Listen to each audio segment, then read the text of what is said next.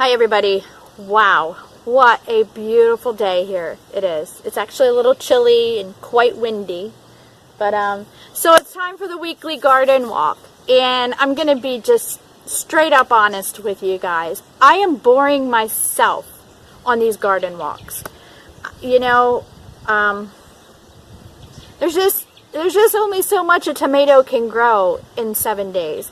And so, you know, I don't want to bore myself with them. I get bored with the repetition of it. So I decided I was going to change it a little bit.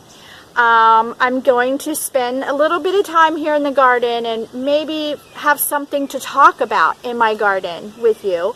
And then at the very end, share with you just pictures from the week of our garden. So, what am I talking about today? Now, I am going to just preface this with the fact that I did not go to college. I do not have a degree. I am not a master gardener, and I do not know it all or have it all together. If ever I thought I did, I'm in big trouble. But with that, I was married at 18, and we had our first child at 19, and when she was 3 years old, we began homesteading out of necessity. We were young, and we were poor. So we had to grow food. And what I'm sharing with you is just things that I've learned over time. And I could be inaccurate, but I will tell you that what I'm telling you works for me. So with that being said, today I wanted to talk to you about what I call seed and plant acclimation. This was our first year with the greenhouse, and so we started some seeds in the greenhouse. And I'm going to talk today about cauliflower. This cauliflower in particular. This is a Roper cauliflower. I got the seed from Baker Creek. Now, it did really well. The germination rate was great. It transplanted in the greenhouse, amazing. It transplanted really well out here in the garden. But what has happened is, you can see I have a poor quality of a head of cauliflower. And this is not something new to me, neither in starting seeds in a greenhouse or which is our first year, but this also happens when I direct sow seed into the ground sometimes. So what I mean by that is, most people who have started their seed in a greenhouse, you know, you bought your seed somewhere, you started it in the greenhouse, they get this less than quality head of cauliflower and they're a little disappointed in it. They will either harvest this head and use it, or they'll harvest the greens, or they'll harvest all of it and either use it or compost it and start again next year. And that's fine. I hope and pray that works amazingly well for you. It doesn't work for me. So what we have learned is that this particular seed that I bought from Baker Creek, I don't know where that seed was harvested from. It could have been harvested in, I don't know, Idaho, Nebraska, Minnesota. I don't know where that seed was harvested from.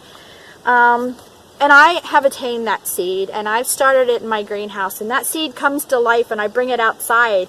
And in my mind, that seed says, wait a minute, where am I? What am I doing here? How did I get here? I'm not used to this. And so it's got a little bit of a poor quality to it. And what we do, and we've done this with many things, melons and squashes and cucumbers, carrots, and our garlic, is I will let this particular head of cauliflower, I'll let it go to seed.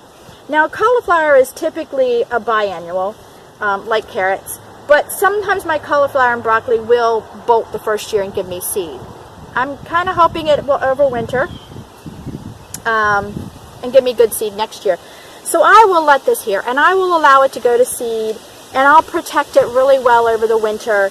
And then next year when I have the seed, I'll start it again. And what I've noticed is each year that I collect the seed and I sow it again the next year, I get a better crop every year. It just improves. We had garlic in Pennsylvania from a very old farm. It's a very old variety of garlic. And it was just beautiful large heads. When we moved here, and I want to tell you something, I thought I lost it. It just, I mean, we're just talking an hour away. It was just horrible garlic.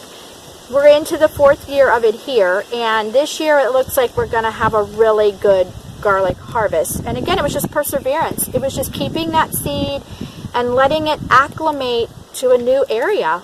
So that's it. That's all I have for you today. I hope you enjoy the rest of the pictures of the garden. Things are absolutely beautiful here right now. And we'll see you guys next week.